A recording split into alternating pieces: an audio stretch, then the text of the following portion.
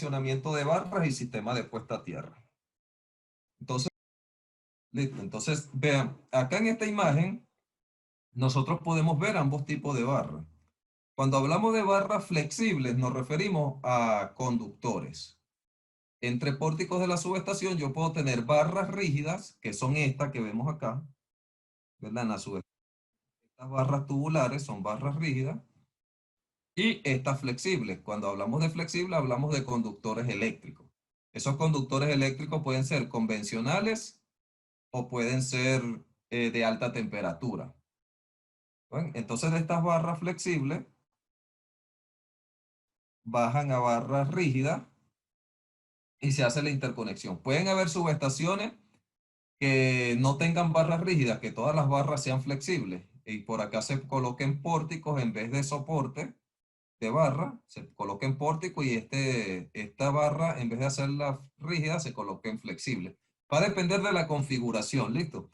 Esta que ven en pantalla es una configuración doble barra y la configuración doble barra, por cuestiones de espacio y también de practicidad, se adapta mejor lo que es una combinación de barra rígida con barra flexible, como lo ven allí en la imagen.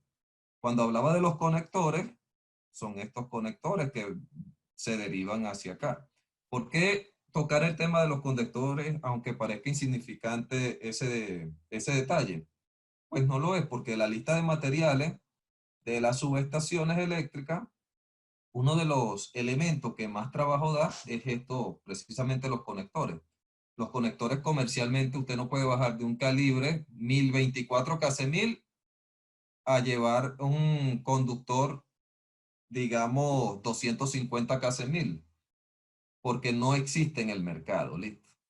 Entonces, a pesar de que la corriente que baje por esta derivación sea menor, yo tengo que ubicar ese conductor considerando un conector que sea comercial, dependiendo del cable primario o secundario de las barras de la subestación. Entonces, vamos a ver a detalle. Voy a silenciar algunos micrófonos, por favor.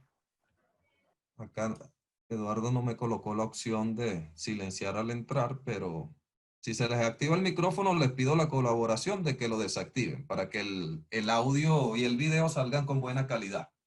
Para el que lo quiera ver diferido, pues no se escuchen esos ruidos que de pronto se puedan filtrar. Listo. Entonces, fíjense, ya tenemos claro lo que es una barra flexible y lo que es una barra rígida. Listo. Con esa imagen, pues, dicen una imagen vale más que 1000 palabras, allí lo podemos apreciar. Ok. Entonces, continuamos con el tema. ¿Cuáles son las tareas involucradas en la selección de barras? Pues la primera tarea es conocer la corriente que va a circular por esa barra. Listo, nosotros debemos saber qué corriente va a circular por la barra para poder, en primera instancia, dimensionarla. Y también el nivel de cortocircuito que se puede presentar en esa barra. Entonces ustedes recuerdan que este curso completo, en el módulo 2, se realizaron los estudios básicos de flujo de carga y cortocircuito, precisamente es para eso, porque se utiliza en este módulo 5 como entrada. ¿Listo? Entonces, esa viene siendo la entrada de este módulo.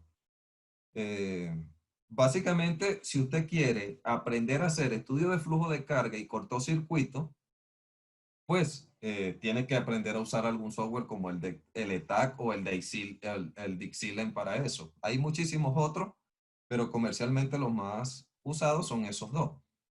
El NEPLAN.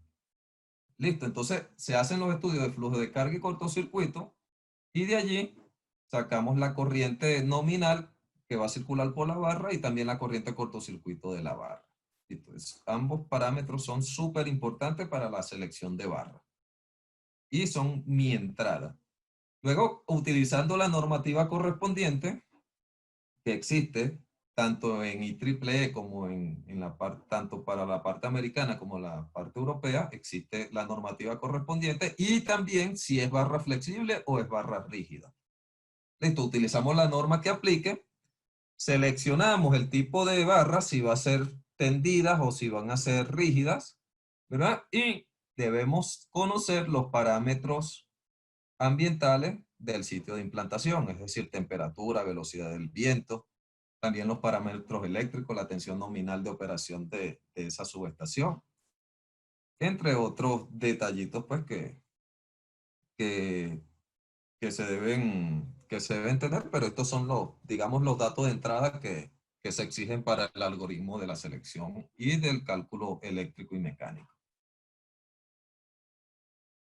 Listo, entonces dentro de la normativa, básicamente nosotros tenemos pues como normas, ya vamos a ver que existen otras, pero como normas principales, vamos a tener la IEEE 605 para barras rígidas y la IEEE 738 para barras tendidas,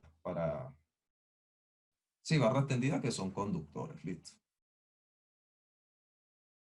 Entonces, ¿cómo es la metodología de cálculo? Bueno, básicamente nosotros tenemos que tener los parámetros ambientales que les comenté ahorita, hace un momento, los límites de temperatura que soporta la barra que nosotros vamos a utilizar, bien sea de cobre, de aluminio, rígida o tendida, listo, o de alta temperatura.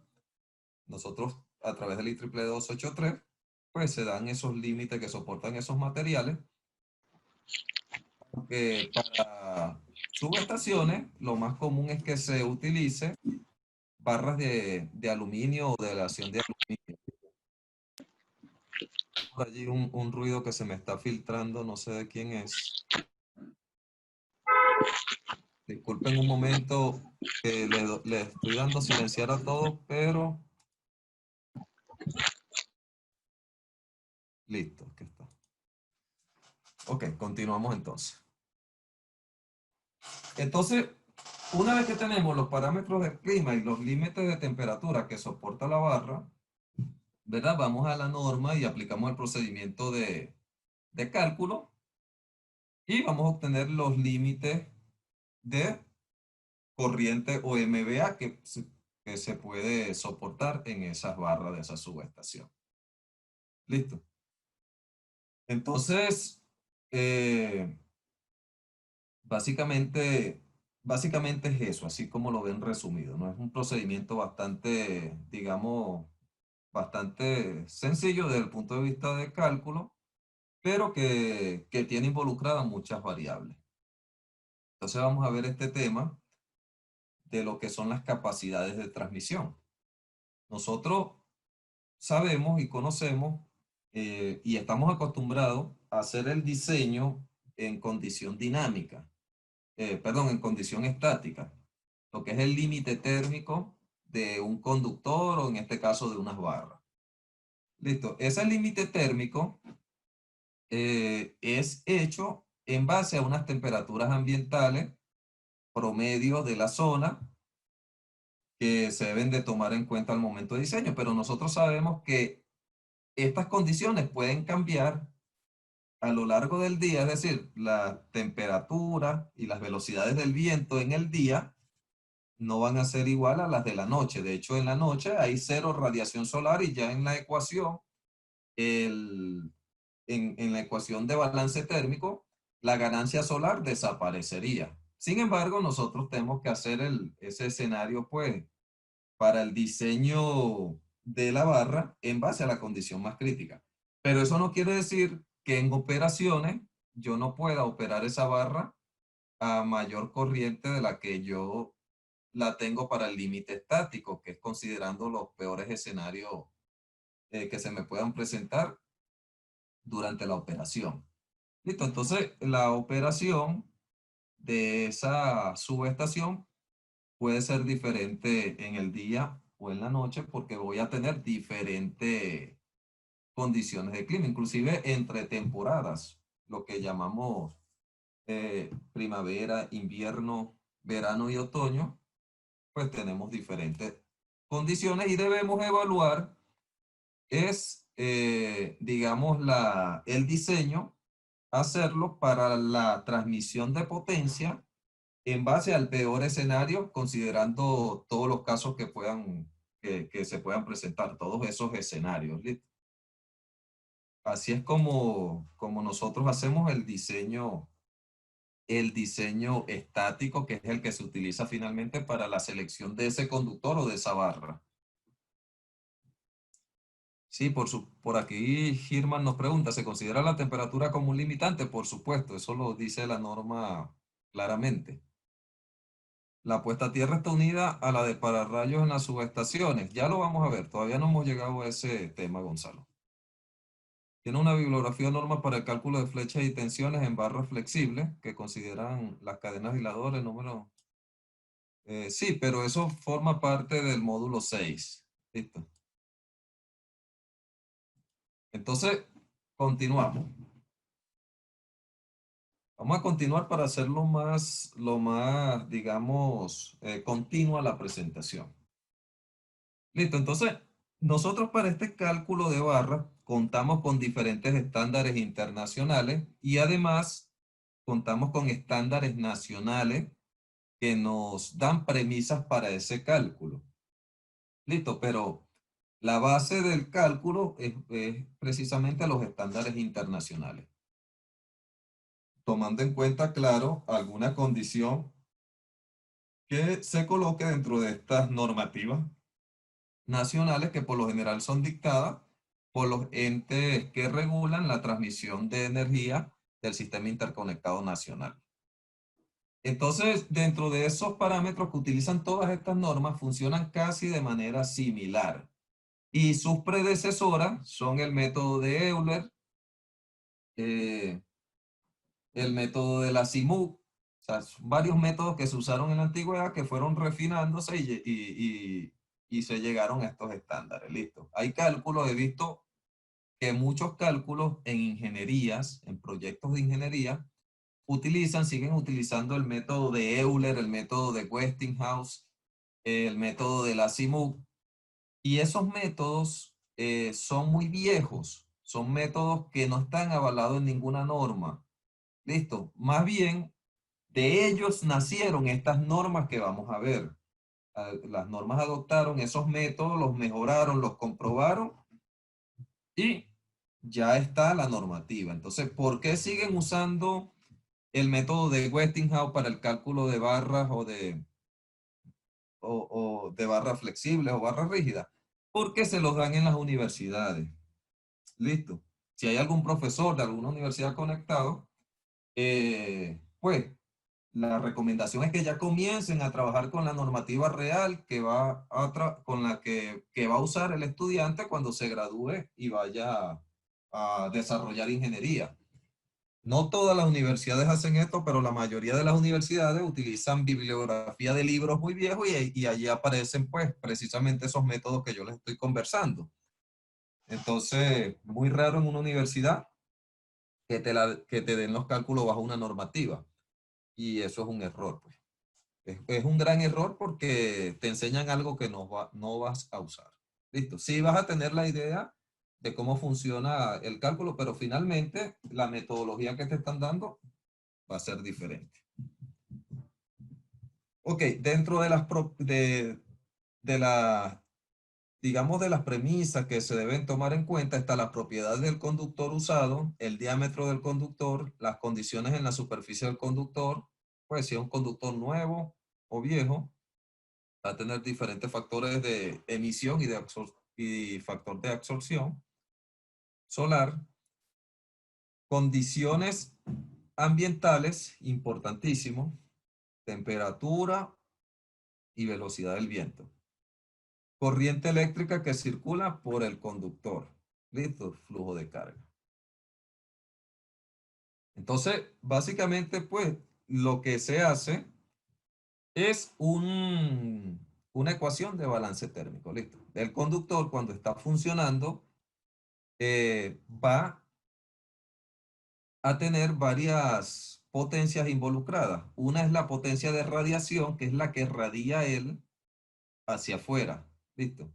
La otra es la pérdida por convención o potencia de convección, que es el enfriamiento que produce el aire en el conductor. Recuerden que el conductor es un conductor desnudo, listo, y él está expuesto a velocidades del viento, que esas velocidades son muy bajas, sí. Normalmente son velocidades menor a 2 metros por segundo, las que se toman en cuenta para diseño, pero fíjense que el viento influye notablemente y ya van a ver que dentro de la ecuación están las pérdidas o potencia de convección. Está lo que se llama la ganancia solar, que es lo que el calentamiento producido, digamos, por la radiación solar de la zona, y eso va a depender de la latitud donde se encuentre ese conductor ubicado, donde se encuentre la línea ubicada. Listo. Entonces, en la normativa hay varias tablas de donde se saca ese dato y a través de la fórmula que tiene la misma normativa se desarrolla. Listo. Y también tenemos, pues, la que todos conocemos, la más famosa, que es la pérdidas por Joule, que es la I cuadrado por R. Listo. La corriente al cuadrado que circula por la resistencia. Entonces, eso nos da una ecuación de balance térmico. Listo. Entonces, según la norma IEEE 738, esa ecuación de balance térmico serían las pérdidas. Aquí en esta norma se llaman pérdida y otras normas que la llaman potencia, se refiere a lo mismo. Pérdida de convección, pérdidas por radiación es igual a la ganancia solar más lo que es el efecto Joule, que es I cuadrado por R. Listo. Entonces de allí se despeja la corriente que puede transmitir ese conductor bajo esas condiciones, ¿verdad? ¿Cuáles son las condiciones? Bueno, ya las vamos a mirar. Las condiciones de diseño típicas para el conductor de aluminio están entre 75 y 95 grados centígrados. ¿Por qué esto? Porque ya a partir de 93 grados centígrados, el aluminio comienza un proceso de recocido. Eso es que con el tiempo él va a perder sus propiedades mecánicas si trabaja por encima de esa temperatura. Es decir, el conductor se va a resquebrajar, va a debilitarse si está sometido a una temperatura más alta de 93 grados centígrados en condiciones permanentes. Entonces, por eso se diseña en condiciones normales a 75 y que en condiciones de emergencia llegue a 95, porque sabemos que las condiciones de emergencia, pues, son condiciones operativas por la salida de alguna línea, pero que se repone de forma rápida. Entonces, se permite que dentro del, pues, del aluminio, lo que dice el comité de aluminio es que el conductor de aluminio puede operar a 100 grados centígrados por 600 horas al año, pero que en intervalos de 100 minutos. Listo, que no pase de 100 minutos cada vez que se utilice de esa manera. Entonces, hay veces que nosotros podemos diseñar el conductor basándonos en esa máxima temperatura de trabajo, pero tomando en cuenta una contingencia N-1. Y ya sabemos que pues estamos blindados al menos para una contingencia N-1 en un periodo más largo de lo que yo pudiese trabajar el aluminio. Listo, en ese periodo que les he comentado. Entonces las condiciones meteorológicas que se utilizan en los diseños, que son las más conservadoras y que ya esto prácticamente pues está estandarizado, es una velocidad del viento entre 0,6 y 0,91 metros por segundo. Nosotros en nuestra zona podemos conseguir velocidades del viento un poquito mayores a estas mencionadas, pero la recomendación internacional es que se trabaje con estos valores de velocidad del viento. Listo. Acá tenemos que tener un poco de cuidado porque hay normativas locales que dan como premisa que la velocidad del viento a usar en el cálculo térmico de barra sea cero. Y ya cero es la más conservadora. Pues no tomes en cuenta velocidad del viento, quiere decir que no hay enfriamiento por convección. Listo.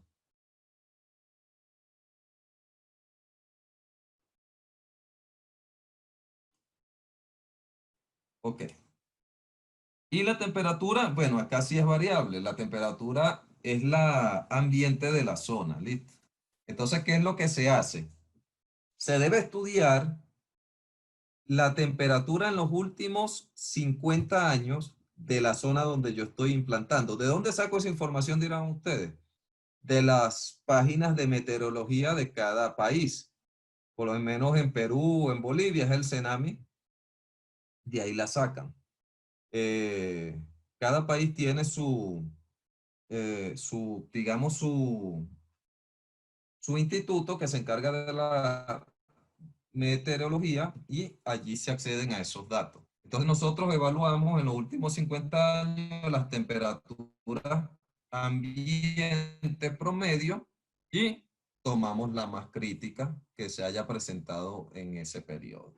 Listo. De ahí es donde se saca esa temperatura ambiente.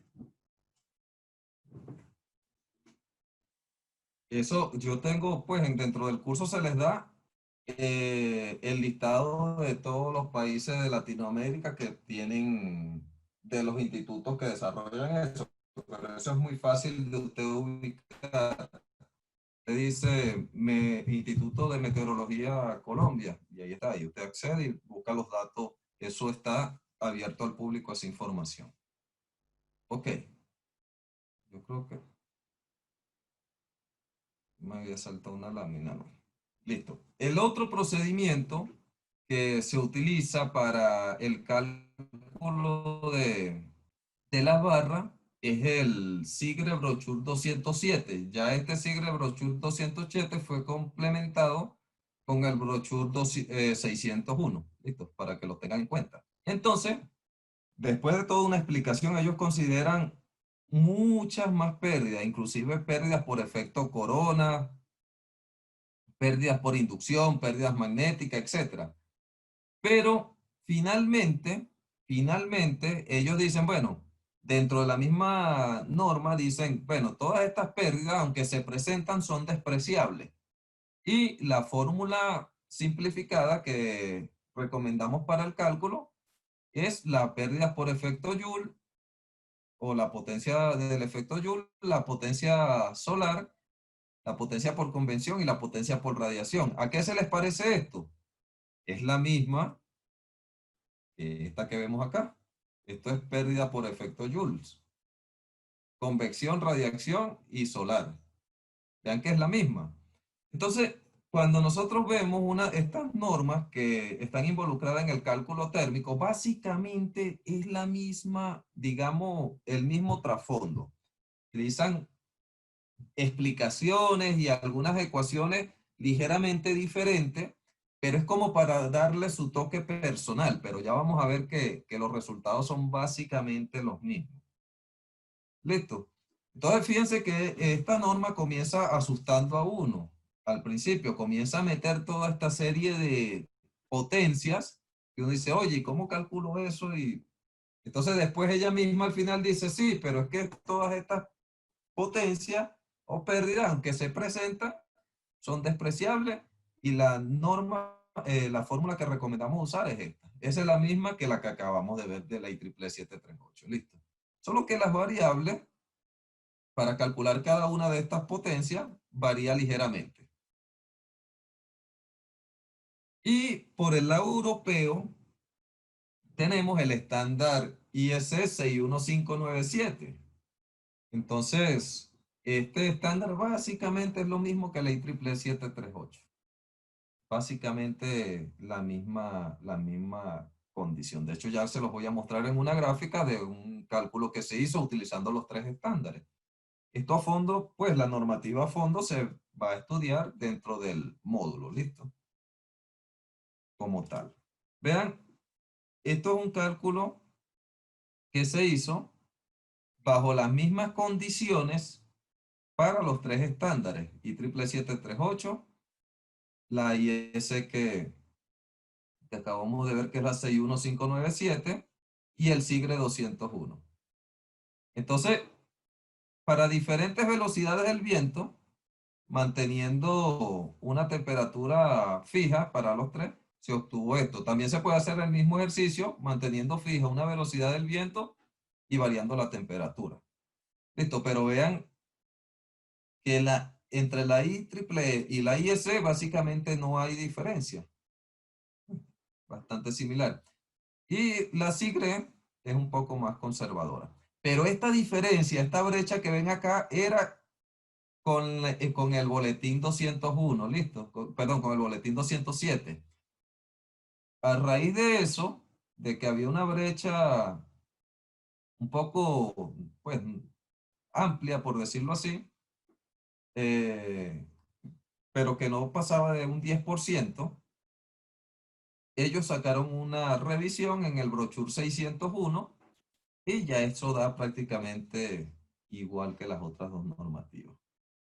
Listo. Nosotros de nuestro lado, de acá de Latinoamérica, la que usamos es la IEEE 738. Ese es nuestro estándar. Listo. Esa es la que se usa de este lado.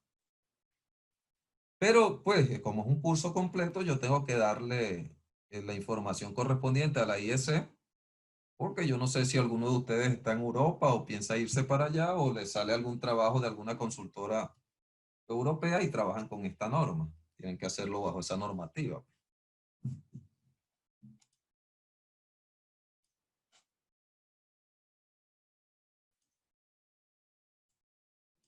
Por ahí hay varias preguntas. Yo creo que ya yo las voy a ir respondiendo pues a medida que avancemos en la presentación. Listo.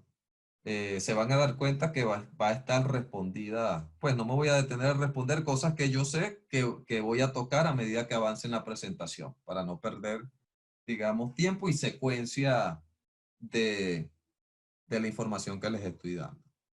Ok, afortunadamente estas normativas, aunque tienen pues una gran cantidad de fórmulas que las vamos a analizar a detalle en el curso, cuando yo abro esta normativa 738 está inclusive un procedimiento a mano de cómo se desarrolla un cálculo manualmente. Y igual el SIGRE Brochure 207. Afortunadamente existen programas como el PLSK, que es el que pues yo utilizo para este tema, que me calcula tanto por la IEEE 738 como la SIGRE Brochure 207. Listo, para la IEC no lo hace, pues. Al menos en esta versión que es la que yo tengo, la 12.3. Habría que validarlo porque el PLSK cada vez introduce más normativa a medida que actualiza sus versiones. Ahorita van por la 16. Entonces, básicamente, ahorita vamos a hacer un ejemplo en lo que termine la presentación de cómo, en lo que terminemos la parte del cálculo eléctrico de barra y antes de entrar a lo que es puesta a tierra, vamos a hacer un ejemplo de cómo se utiliza el PLCCAC para este cálculo térmico. Esto es con relación a barras tendidas, ¿listo? Esto que estamos viendo con el PLCCAC es para barras tendidas. Ya vamos a ver cómo se hace para las barras rígidas.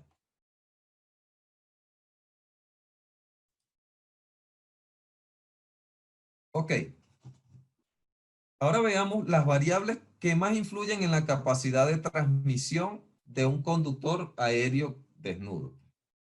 Este es el caso de las barras que nosotros estamos diseñando. Vean esto.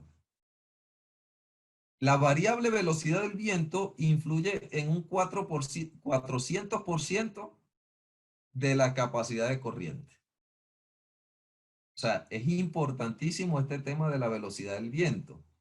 Entonces, por eso es que yo les decía, la velocidad del viento que está prácticamente estandarizada y es la conservadora para diseño es de 0.6 a 0.91 metros por segundo. Eso según datos estadísticos que se tienen a nivel mundial, que son velocidades del viento bajas que se pudiesen que se presentan pues en cualquier instalación.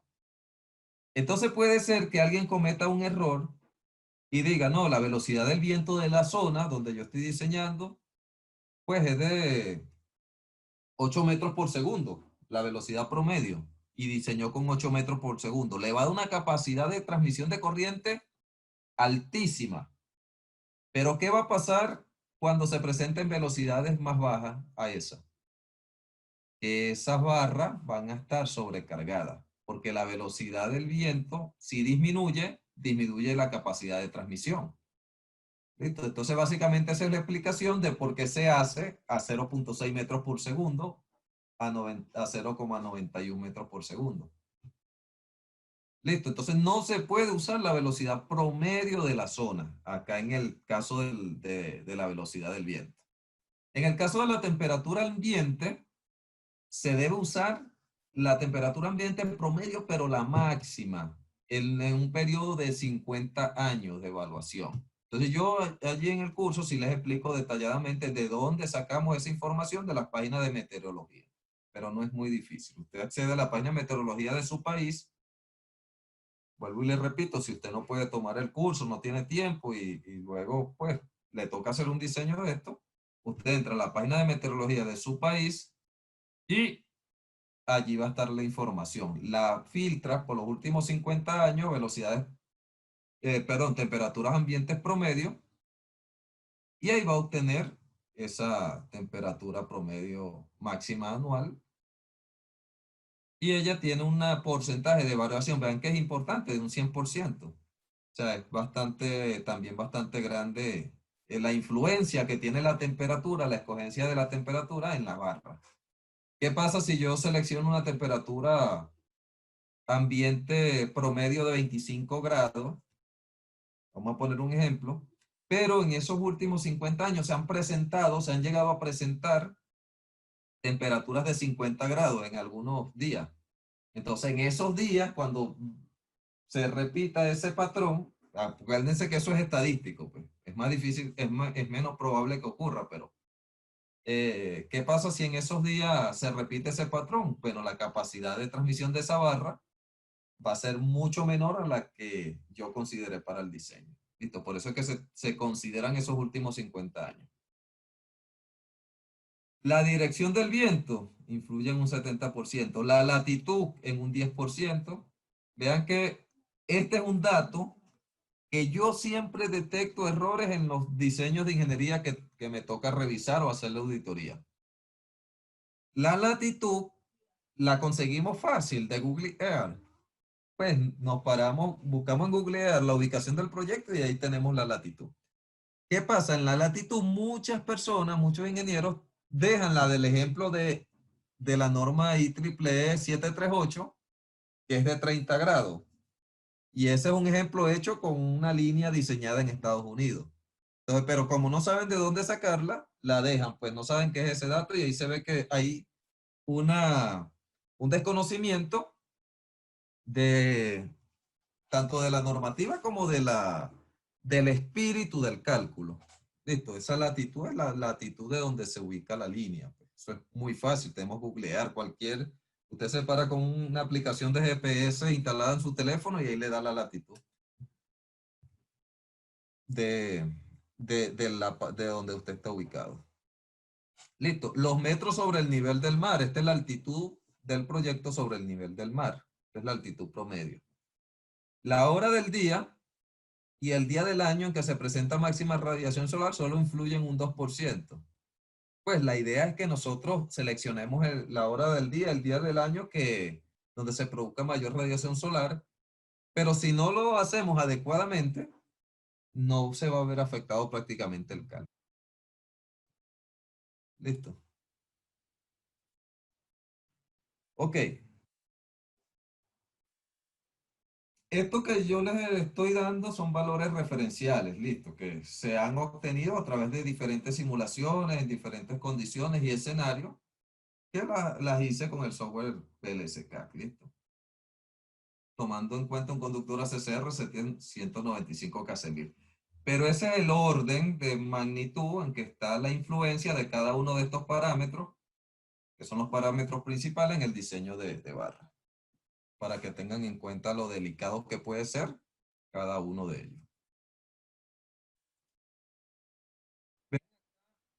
Un ejemplo ya concreto, utilizando los los dos estándares IEEE y SIGRE. Recuerden que el IEEE y la IS básicamente pues dan lo mismo. Pero vamos a utilizar IEEE y SIGRE para hacer una comparación, utilizando acá un conductor Drake ACCR 26.795 kc/1000. Entonces, para este cálculo se tomó en cuenta una temperatura máxima admisible de 100 grados. Esto es un ejemplo pues, que se desarrolló para comparar ambos estándares. El diámetro de ese conductor lo sacamos de la tabla, 28.1, la emisividad y el coeficiente de absorción 0.5, que son los estándares para diseño de un conductor nuevo. Esto es resistencia del conductor, ¿verdad? Las tablas el brochure de ese conductor da esa resistencia en AC en 2 valores de temperatura. ¿Listo? Entonces, las condiciones meteorológicas utilizadas, velocidad del viento, se utilizó la recomendada a nivel mundial, 0.61 metros por segundo. Temperatura ambiente de esa zona promedio máxima en los últimos 50 años era 40 grados. Ángulo entre la línea y la dirección del viento, 90 grados. Esos son datos que nosotros tomamos en sitio, dependiendo de la orientación de las barras. La latitud 30 grados norte, dirección de la línea. Recuerden que la latitud la tomamos del punto, pues la acabo de explicar ahorita, donde está ubicada la subestación. Dirección de la línea de este a oeste. El azimut de la línea son 90 grados. En este caso, él puede ser o 90 o 270, pero ese dato básicamente no tiene pues, una influencia importante dentro de los cálculos. Yo les explico dónde sale eso al detalle dentro del curso como tal, del módulo. La altitud sobre el nivel del mar considerada para este ejemplo fue 0 metros, como si estuviese en la costa, ¿verdad? La hora donde se presenta mayor radiación solar a las 11 de la mañana. El tipo de atmósfera si es limpia o industrial. En este caso se considera una zona donde fuera atmósfera clara o limpia. El día del año de mayor radiación, 161, que es el 10 de junio. Esto corresponde al solsticio de verano. ¿Listo?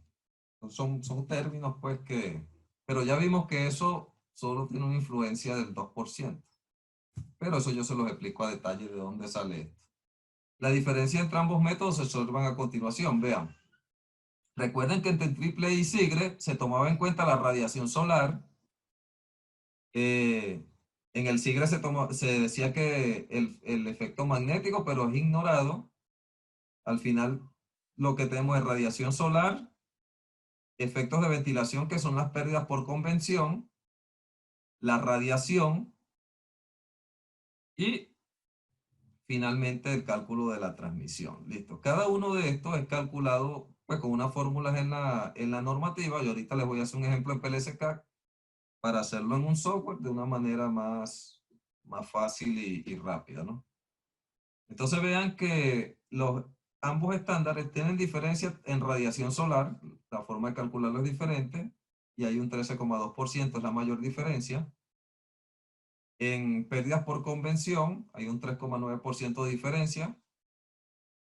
Y en la radiación sí básicamente no hay diferencia. Listo.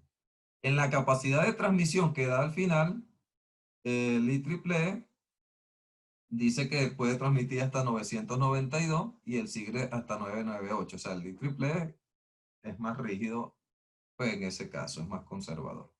Y hay una diferencia de 0,6% entre ambos estándares. Entonces, para la mayoría de los casos, esa diferencia va a estar en ese orden. Pero pueden presentarse algunos casos donde, dependiendo de la latitud, ubicación de esa subestación, esa diferencia se incrementa a más y pueda llegar hasta 8% en la transmisión de corriente. ¿Listo? Entonces, pero siempre va a estar, pues, digamos que la IEEE va a ser la más conservadora de ambos procedimientos.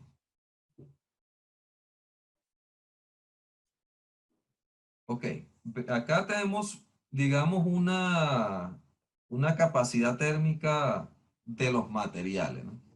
Vean lo que yo les decía al principio, el aluminio hasta 93 grados. Esto me lo dice la IEEE 1283, ¿listo? es un resumen, digamos, pues de lo más interesante de esa norma, o lo que yo necesito saber. La 283 nos dice que el aluminio no puede operar por encima de 93 grados centígrados en condiciones de operación continua. Y el cobre no puede operar a más de 75 grados. Porque a partir de esas temperaturas comienza su proceso llamado anhelamiento. El anhelamiento no es más que pérdida de las propiedades mecánicas y son, pues son degradaciones irreversibles que sufre ese material y termina debilitándose mecánicamente. El acero, 200 grados. La mayoría de los conectores estándares están a 70 grados en operación continua. ¿Listo? Entonces, tenemos que tener mucho cuidado cuando seleccionemos conectores que esté bien coordinado con la temperatura de operación continua de las barras, porque los conectores forman parte de las barras finalmente. De allí es que se deriva eh, corriente hacia otro o energía hacia otros lugares y como están conectados a la barra, pues van a estar sometidos a la misma temperatura de la barra. ¿Listo? Entonces debemos tener mucho cuidado. No cometan el error de diseñar barras no convencionales que pueden soportar hasta 200 grados centígrados y el conector dejarlo del tipo convencional, porque eso se les va a abrir, se va a partir. Eso no les va a durar nada. Ok. Entonces, en cuanto a accesorios, el aluminio 93, el acero 200 y los aisladores 60 grados. Pues son datos estándares que me da esa normativa, ¿listo? Entonces, dentro de los tipos de conductores, yo voy a tener conductores, ya comencemos a hablar del aluminio, que es el que en realidad se termina utilizando. El conductor de cobre no se utiliza para nada en las barras de las subestaciones, bien sea rígidas o bien sea barras tendidas, ¿listo? Por temas de tanto de temperatura, que el aluminio me soporta un poco más, y por temas de peso, de costo, pues hay muchos temas allí que desplazaron al cobre en esta utilización práctica. Entonces nosotros podemos tener conductores convencionales que pueden ser del tipo ACCR, ACCC o conductor ACAR, son los convencionales, y esos nosotros diseñamos para operación continua a 75 grados centígrados y durante emergencia que lleguen hasta 95, es lo convencional. Algunas normativas locales lo trabajan hasta 100 grados, pero colocando las restricciones de las que le hablé al principio, donde no se puede operar por más de 100 horas continuas y no puede ser más de 600 horas al año. Entonces, pues, pero son, digamos, unas condiciones que se pueden violar en operación. Entonces, lo preferible es operarlo, pues, hasta 95 grados. Aunque la norma dice 93, hasta 95 grados me da para operación continua de más de 1000 horas. Entonces, básicamente, se puede considerar como una operación continua. Listo, si somos más conservadores, a 90. Pero ahora en el mercado han salido conductores de alta temperatura que pueden llegar hasta 250 grados. Y esos conductores, para el mismo calibre, para prácticamente un peso, digamos, de un 20 al 30% superior, en ese mismo calibre, pueden conducir corrientes de casi el doble de lo que conduciría un conductor convencional, porque estoy aumentando, trabajando con temperaturas más elevadas y esos conductores lo permiten. Ese es el avance tecnológico. Pero tengo que tomar en cuenta que si trabajo con este tipo de conductores, también los conectores y herrajes utilizados deben soportar estas temperaturas. ¿Listo? Entonces vean acá. Esos conductores de alta temperatura se les conoce como HTLS, High Temperature Low Sag, alta temperatura baja flecha. Pues esta es una listica pequeña, pero hay muchísimos en el mercado. Esta es una lista de los más comunes y los más prácticos. El ACCC llega hasta 180, el ACCR, no se confunda con este es ACSR. El ACCR lo fabrica 3M, llega hasta 210 y el ACSS 200 grados. Y en la categoría convencional tenemos el ACAR, el ACSR, también el ACCC. ¿Listo? Y esos pues se trabajan a 75 grados y ya sabemos que llega máximo hasta 93. ¿Cuál es la diferencia básica que tiene un conductor de alta temperatura? Que la aleación, el material de aluminio, ha sido tratado térmicamente y me permite llegar a esa temperatura, y que también hay diseños optimizados que ya no son en forma de círculo, sino que son en forma trapezoidal y permite tener menos espacio, menos hueco, ¿verdad? Entre los conductores, y eso me da mayor capacidad de transmisión de corriente. Listo, vean, acá está lo que yo les estoy diciendo. Vean un diseño trapezoidal y este es un diseño convencional. Cabe resaltar que este diseño convencional se puede utilizar para conductores de alta temperatura o conductores convencionales normales de baja temperatura. ¿Listo? Solo que ya pues en el mercado ya se ha hecho muy común esto porque me permite llegar al doble de la corriente. Tiene un 28% más de aluminio en la misma sección transversal. Eso por supuesto incrementa el peso, pero me da mayor capacidad de corriente que un diseño como este.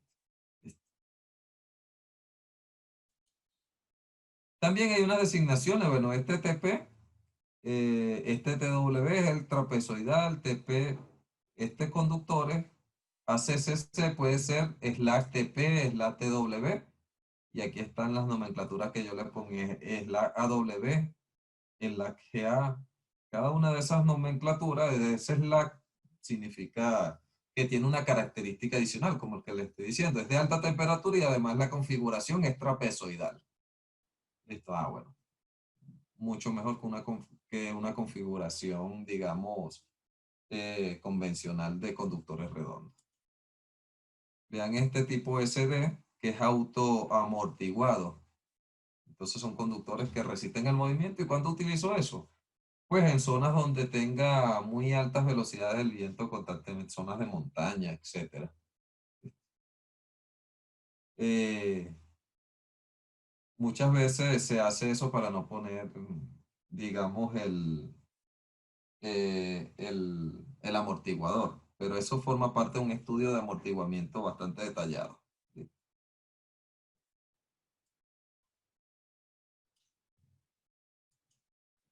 Por acá Gonzalo hace una pregunta que sí es interesante y no está dentro de las presentaciones, por eso la voy a responder de una vez. ¿De cuántos metros hacen las bobinas? Va a depender del calibre. Ejemplo, un calibre de 500 kc1000 puedes llegar a bobinas de 5000 a 6000 metros. Un conductor de calibre 1200 kc1000, las bobinas ya van de 2000 a 3000 metros. Listo. Eso es un dato que nosotros debemos consultarle siempre al fabricante. ¿Por qué? Porque se utiliza para la ingeniería de detalles. Cuando yo estoy ubicando las torres y yo estoy haciéndola, desde ese momento yo tengo que hacer una planificación del cableado. Entonces mis tramos entre torres de suspensión, si a mí me prohíben empalmes, porque hay operadores de red que en su diseño dice, están prohibidos los empalmes. Entonces yo tengo que hacer un diseño que se adapte a los carretes comerciales que suministra mi fabricante de cable. Entonces algo que lleva trabajo porque tengo que contactarme con el fabricante y decirle, mira, yo estoy en este proyecto, de cuánto van a ser las bobinas para este calibre, porque varía dependiendo del calibre la cantidad de metros. Yo les dije eso, que son los dos que me acuerdo ahorita, pero eso hay que consultarlo siempre al fabricante, de cuántos metros vienen las bobinas dependiendo del calibre conductor que vayamos a tener. Y con eso yo hago mi planificación. Eso es en los casos donde me digan que no aceptan empalme. Listo, para yo no perder tanto conductor. Yo planifico desde ese momento el tendido. Y lo coordino con mi ubicación de torre. Ahora, si me aceptan empalme, bueno, ya ahí sí no hay tanto problema. Ok, acá está una tabla comparativa de varios tipos de conductores. Acá están unos conductores ACAR convencionales y acá están los conductores estos de alta temperatura. Vean que estos llegan, se operan hasta 75 y estos se pueden operar hasta 210 grados. Hay algunas tecnologías que llegan a 240 grados. Veamos una comparación aquí entre un calibre 600 ACAR y un calibre 600 prácticamente del tipo de alta temperatura. Vean la corriente 1158 y en este 798. ¿Listo? Entonces allí hay, pues hay una, para el mismo calibre la capacidad de transmitir corriente es mayor. Entonces dependiendo de la tecnología, del tipo de cable y la configuración de los hilos, puedo llegar inclusive hasta el doble de lo que transmitiría un conductor convencional. Listo, estaríamos hablando de capacidades entre el 35% al 100% de la capacidad de un conductor convencional. Va a depender, pues, como le digo, de lo que yo necesite y de ahí selecciono la tecnología, que forma parte, pues, de una de las secciones de este curso. Acá, esta es una tabla de cómo se comportan diferentes calibres de conductores de tipo ACCR, que son de alta temperatura, en función de la temperatura. Vean que a medida que yo aumento la temperatura, la corriente que puede transmitir esos conductores es mayor. Ahorita lo vamos a ver con el PLC-CAD. ¿Listo? Estas curvas las podemos sacar del software PLC-CAD y lo estudiamos.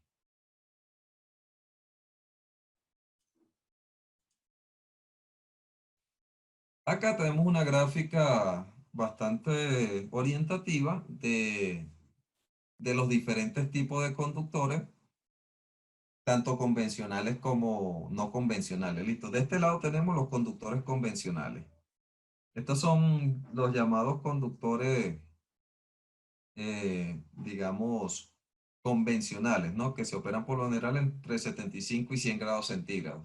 Operación normal, 75, y para emergencia se pueden operar hasta 100, bajo algunas condiciones que ya les mencioné, ¿no?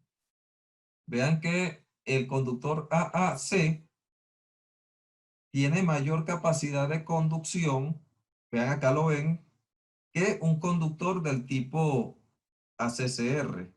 Y estamos hablando de los convencionales.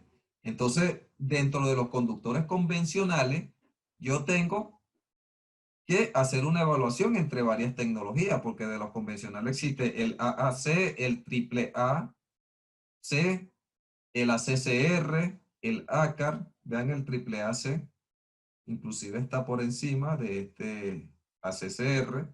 Yo tengo que hacer una comparación. Listo. Esa comparación va a ser en base a dos cosas. Una es la corriente, obviamente, y la otra es la tensión mecánica. ¿Por qué?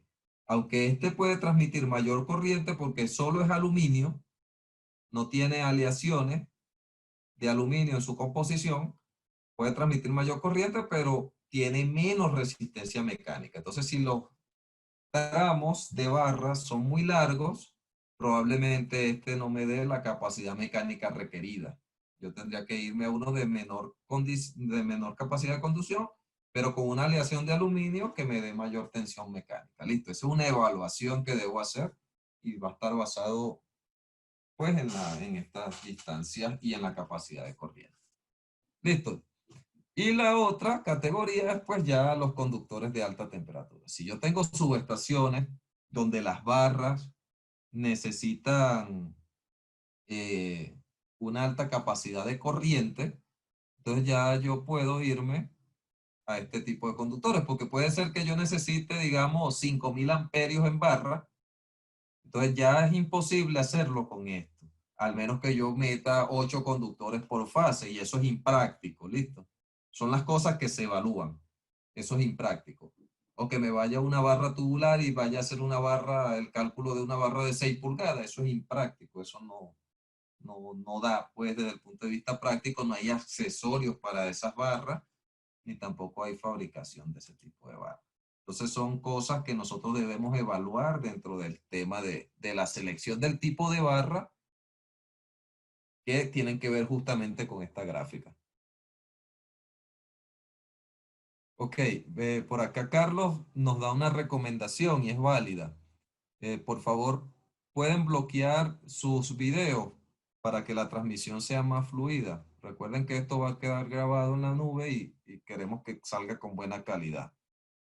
Listo, yo voy a ver si puedo detenerlo. Desde acá no puedo detener el video de los participantes. Listo. Solo los participantes lo pueden hacer.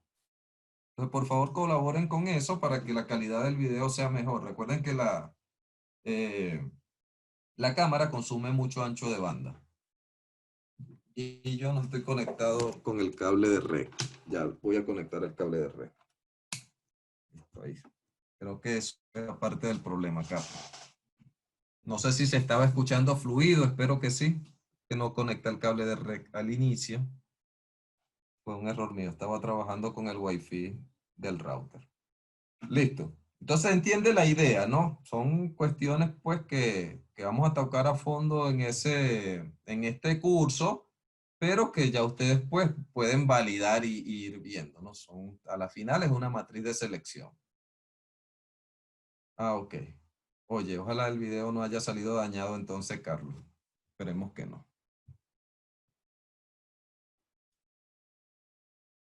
Ok, seguimos. Entonces, hay dentro del curso un capítulo dedicado a lo que son los criterios y premisas. Entonces, la normativa que nos da esas premisas, aparte de las que le mencioné al principio, está la EPRI.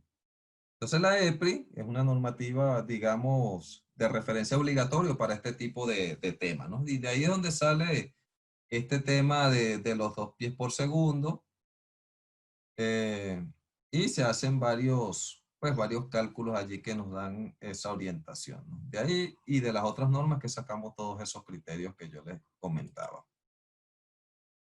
También hay un libro muy bueno, que básicamente es un libro basado en la normativa SIGRE, lo sacó el SIGRE, porque es el Green Books. Es un libro especial para todo, no nada más para este tema, sino para todo el tema de diseño de subestaciones y líneas de transmisión. Básicamente dan muchas premisas interesantes, ¿no? Entonces, acá, esto es un ejemplo muy parecido al que hicimos hace un momento, y acá se evalúa la capacidad de transmisión de diferentes conductores, pero para el día, para la noche, tanto en invierno como en verano, en condiciones de estado estable que, pues yo les comentaba que era en condiciones estáticas. ¿Listo?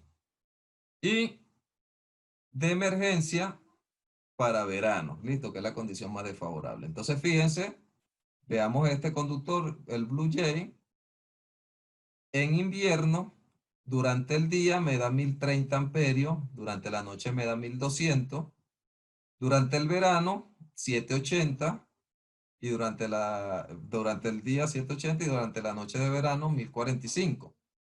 Y en condiciones de emergencia en verano llega hasta 1370. Y aquí están las asunciones de qué se utilizó, pues se utilizó velocidad del viento 1 metro por segundo, la latitud 20, la temperatura en invierno 20, en verano 30, la radiación solar en invierno 800 vatios, en el día, en la noche cero obviamente, en verano 1000 vatios por metro y en la noche cero obviamente, y con esos datos es que se desarrolla toda la fórmula que tiene la normativa o se hace a través de un software como PLCK y se obtiene esto. Entonces, vean que la capacidad de transmisión, tanto de barras de subestaciones como de línea de transmisión, varía con las condiciones ambientales. Pero obviamente yo tengo que diseñar para la peor condición, ese límite estático. ¿Listo? Que sería, pues, por lo general, el de el valor que me da en summer en verano en el día. En este caso fue 780. Que en operación, si yo estoy de noche y me demandan mayor potencia, ¿yo puedo operar la línea a esto? Sí, ya yo sé que lo puedo hacer. Ya el operador sabe que puede llegar hasta este valor. Pero eso es para operación, pero para diseño yo me tengo que ir por este límite. Muchas gracias, Robinson. Gracias de verdad. Listo, seguimos entonces. Y aquí está en la página del libro a la cual yo hago referencia. Listo. Entonces, aquí está otro ejemplo, utilizando el conductor ACCR, básicamente, pues con otra premisa muy parecida y para una línea de 230 kilovoltios. Ahí lo van a tener como referencia. Pero la idea de eso es que vamos a tener diferentes capacidades de transmisión en la línea, va a tener una capacidad dinámica, pero yo tengo que irme al diseño por un límite estático. Entonces, aparte de esa normativa, existen para diferentes países normativas locales. Yo les puse acá, por darle un ejemplo, el caso de Perú, listo, pero en Colombia, en el caso del Perú está el COES y el COES tiene el procedimiento PR20. Esto es parte del procedimiento PR20, donde nos da, digamos, los parámetros para yo hacer esos cálculos que me dice la IEEE 738. Él me dice, hazlo otra vez la IEEE 738, pero vas a tomar en cuenta estas premisas. En el caso de Colombia sería la CRE, que es la que regula ese tema. Por ahí Jorge Mata dice no se escucha. Entonces, si me colaboran y le colocan que revise su audio porque todo está bien. Muchas gracias, Edwin. Entonces vean que el caso de Perú está el procedimiento PR20 que lo hace el COES, que es el que rige lo que es el sistema de transmisión nacional, sistema de transmisión de troncal nacional, y dice que como mínimo, si yo estoy en una tensión de 138 kilovoltios, como mínimo debe ser 150 MVA el diseño. Si estoy en 220, 450 y si estoy en 500, 1400. Para línea de transmisión. Listo. Pero eso es análogo para lo que es subestaciones. En la subestación yo no me puedo ir por estos valores. Listo. Tengo que hacer un estudio de flujo de carga evaluando diferentes escenarios con pues diferentes escenarios de operación, inclusive con las salidas de diferentes líneas que se interconectan a esa subestación o la entrada de diferentes cargas. Y con una proyección en el horizonte de cargas futuras que vayan a entrar a esa subestación, sin necesidad de la ampliación o de las barras, porque cambiar las barras en una subestación es como cambiar el corazón de la subestación. Es el área que más abarca espacio y hay que cambiar todos los conectores. O sea, es lo que involucra, pues hay que sacar de servicio la operación, de servicio la subestación para hacer ese cambio. Entonces lo que se proyecta, carga futura en un año horizonte de entradas de carga, que puede ser, por lo general son de 15 a 20 años que se proyecta.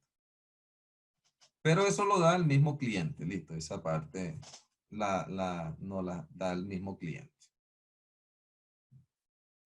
Ok, ¿qué me interesa de acá que yo les estoy comentando? En condiciones de emergencia, por un periodo de hasta 30 minutos, las líneas del sistema de transmisión troncal nacional y sistema de transmisión troncal regional deberán soportar una sobrecarga no menor al 30% por encima de la capacidad de transmisión por límite térmico.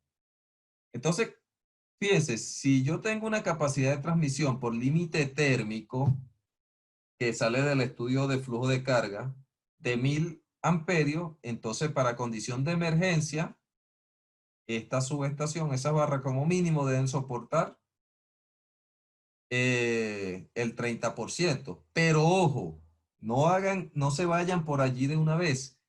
Hagan las simulaciones más bien de flujo de carga para el escenario de contingencia. Listo. ¿Qué van a encontrar allí? Que le puede dar menor o mayor al 30%. Si le da menor, la capacidad de transmisión requerida, pues por norma tienen que hacerlo como mínimo al 30%, pero si les da mayor, entonces tienen que colocar lo que les está dando en el estudio. Porque eso lo revisa, pues en el caso del COE, revisa esos diseños y se da cuenta. Y entonces allí se los van a rechazar. En el caso de Colombia o de Chile, etcétera, también es lo mismo. Debemos hacerlo en base al estudio, ¿listo? Pero tomando en cuenta estas condiciones que nos pone digamos, el coordinador del sistema interconectado nacional. Vean que acá, el caso de Perú, el PR20 te manda a hacer el cálculo por la 738, así mismo acá en Colombia, en Chile, en Bolivia. Listo, siempre por la 738, pero vean acá, interesante, que se debe hacer en base a 75 grados en condiciones, ¿verdad?, de operación normal. Y en condiciones de emergencia, pues ya lo que soporta el conductor, que sabemos que por la norma IEEE 1283 hasta 93 grados está en operación continua. Se suele tomar como dato de la temperatura máxima de emergencia 100, porque en algunas normativas locales está escrito explícitamente, pero cuando no está escrito explícitamente, nosotros lo que debemos hacer como criterio conservador de ingeniería es llegar hasta lo que me dice la 283, que es 93 grados. ¿Listo? Ok, bueno, acá en el mismo procedimiento te da la velocidad del viento que debes utilizar. Y vean que la temperatura máxima media de la región de implantación de la línea corresponde al promedio de las máximas anuales durante un periodo mínimo de 10 años. La normativa internacional, como la EPRI, dice que es a 50 años, pero si mi normativa local me está diciendo 10 años, bueno, yo me guío en este criterio por mi normativa local. ¿Listo? ¿Y de dónde saco esto? Bueno, de los entes de meteorología que ya les comenté, ¿no?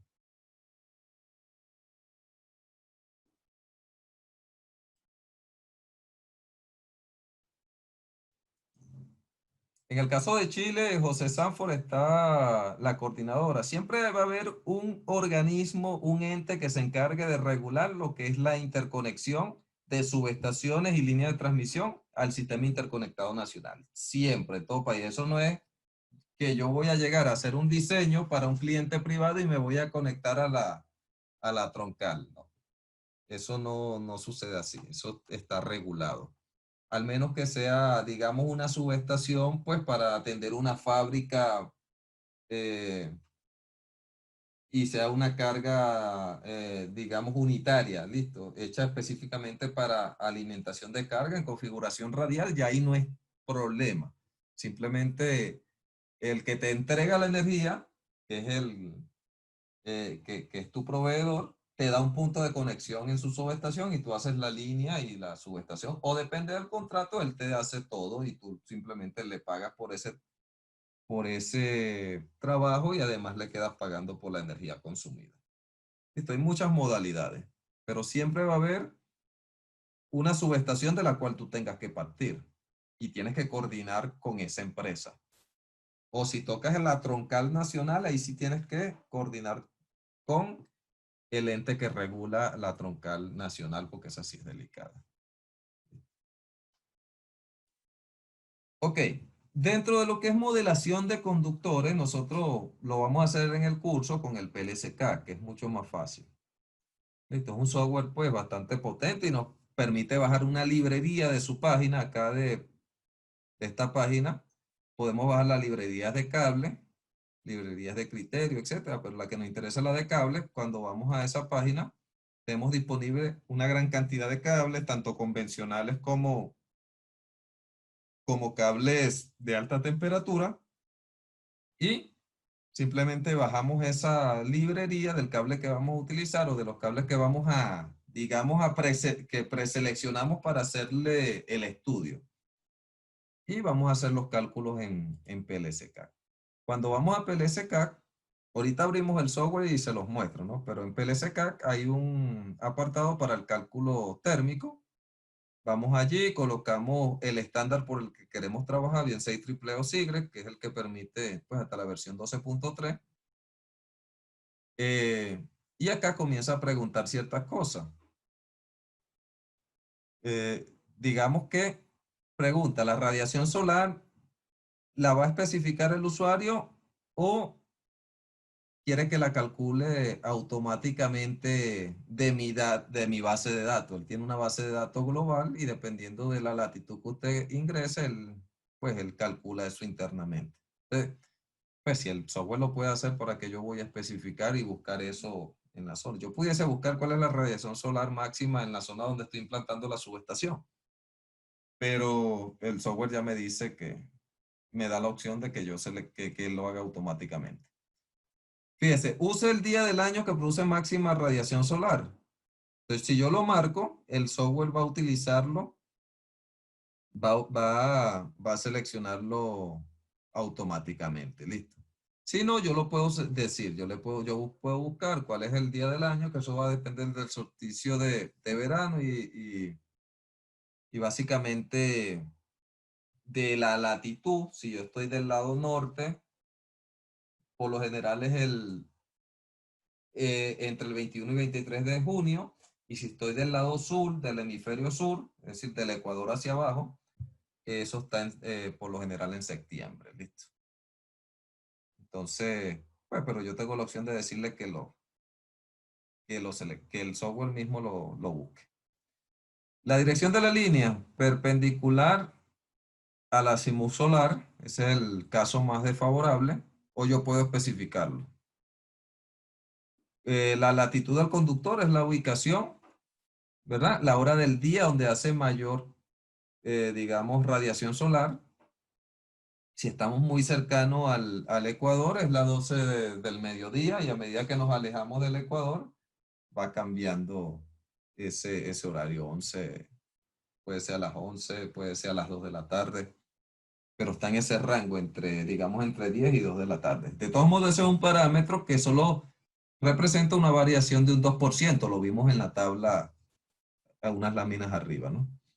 Y acá seleccionamos la temperatura del aire, que son las últimas 10, en los últimos 10 años, según el caso de Perú, una normativa internacional, es la promedio en los últimos 50 años.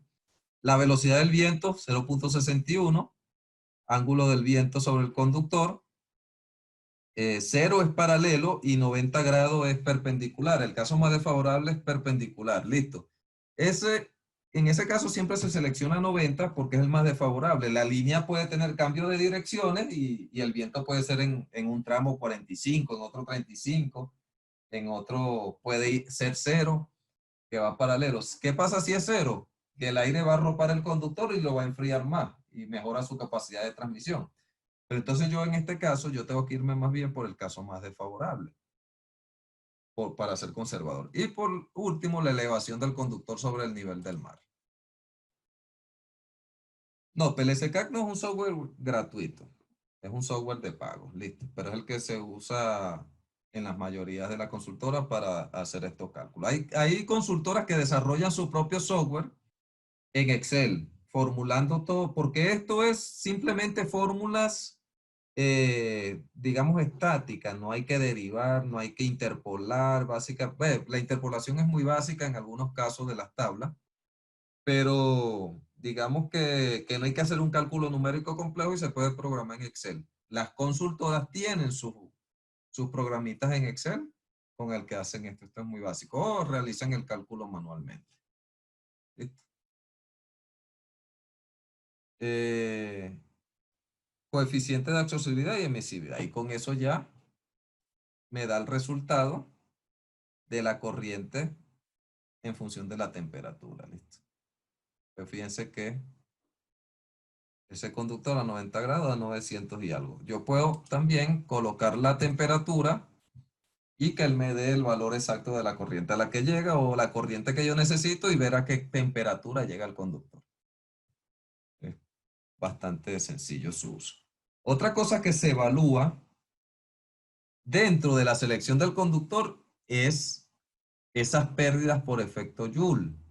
Entonces esas pérdidas por efecto Joule son contractuales, listo. O sea, no hay ninguna normativa internacional que te vaya a decir las pérdidas por efecto Joule en una línea de transmisión o en unas barras de una subestación deben ser menores al 5%. No hay ninguna. ¿Qué pasa? Que tu cliente sí te va a exigir que el diseño tenga pérdidas muy bajas, que por lo general van a estar menores a un 5%. Es lo más común que exigen los clientes. ¿Listo? ¿Por qué? Porque si yo en el conductor estoy dejando un 5% de 2000 MVA, es plata, es bastante dinero traduciéndolo a la cuestión económica, que yo no voy a poder vender, sino que se está perdiendo, pues digámoslo así. Entonces, claro, si yo no quiero tener pérdidas muy grandes, el calibre del conductor va a ser mayor, pero prefiero hacer esa inversión y poder vender más porque le voy a sacar el dinero en el tiempo.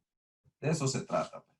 Todas esas pérdidas estaban, por lo general, menores a 5%. Hay clientes que piden menores a un 3% y hay unos casos que yo he visto que son muy, muy rigurosos que piden menor a 1%, hasta máximo 1%.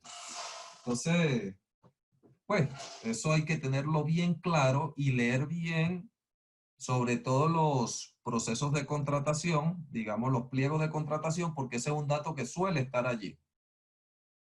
Entonces, tengamos mucho cuidado en preguntar, oye, ¿y cuáles van a ser las pérdidas permitidas? Porque ese es un dato que involucra dinero en el tiempo. No vaya a ser que después que ustedes diseñen las barras, instalen la subestación y que venga, lo más difícil de cualquier proyecto es entregarlo.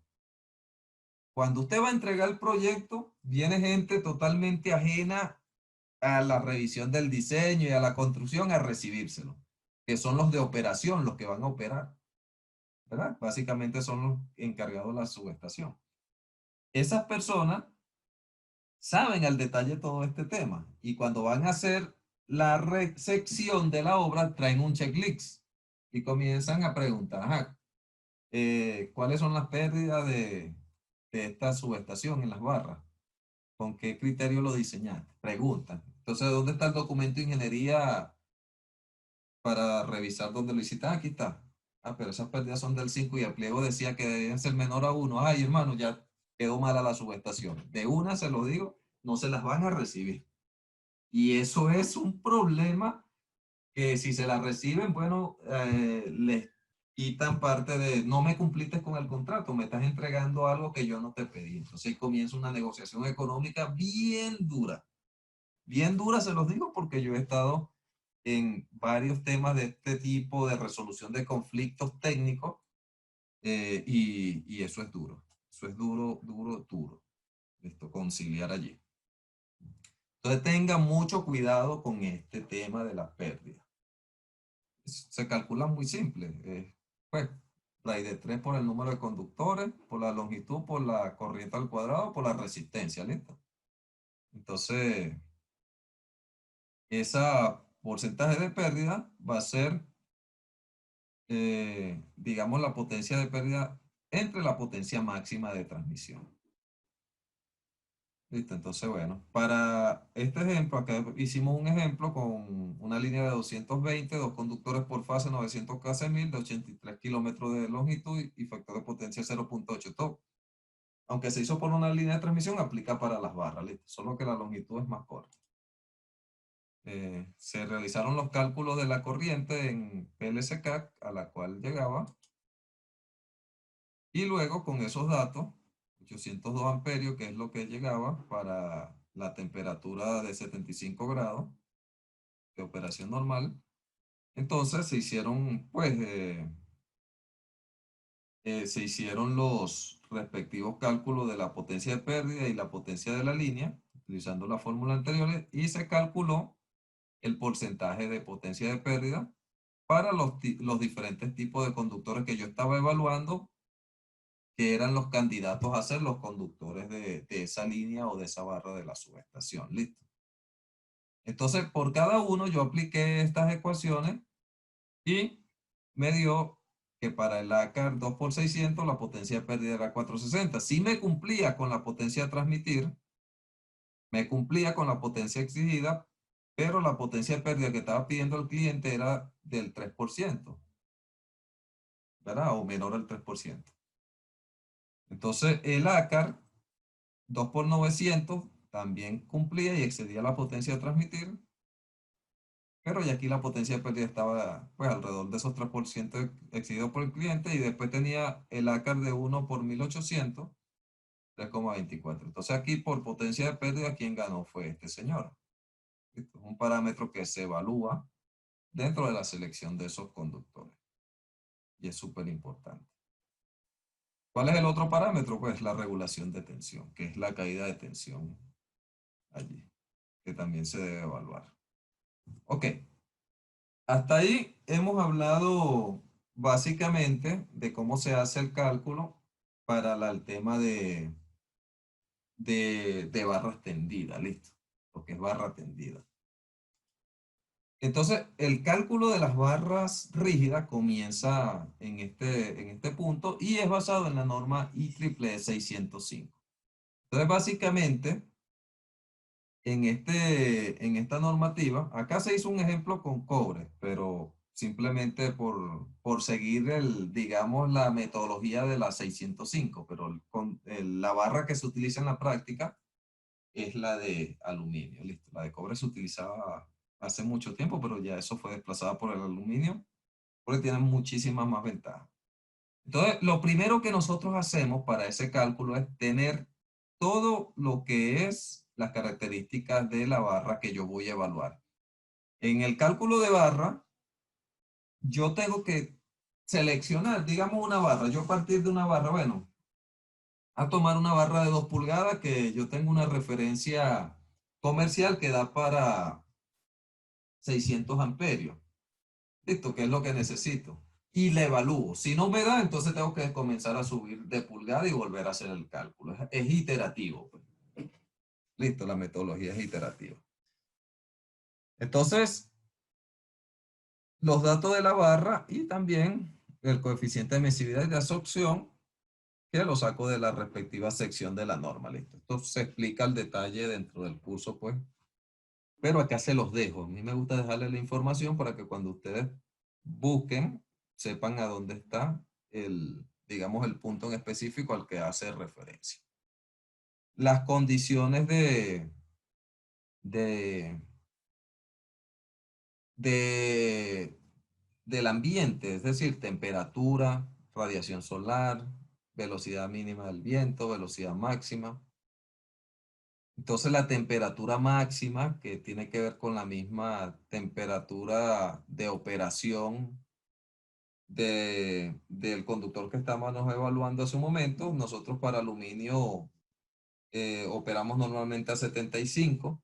Para el cobre, por lo general se debe operar a menos de 75 porque ocurre anhelamiento. En este caso el ejemplo se hizo con cobre y se está diciendo que se permite operarlo hasta 70.